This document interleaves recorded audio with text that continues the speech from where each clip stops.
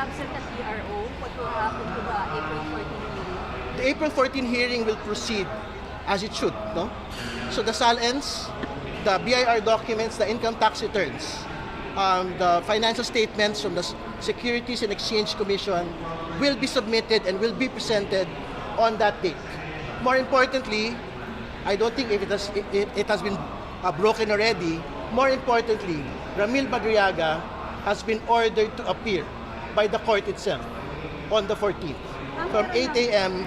to 5 p.m. What will happen kapag hindi na-impeach ang VP Presidente sa taong ito? Wala naman ho. I think kung hindi siya na-impeach, hindi siya na-impeach. Hindi ba? But magtutuloy po yung proseso ng proceedings po natin hanggang sa pinakadulo.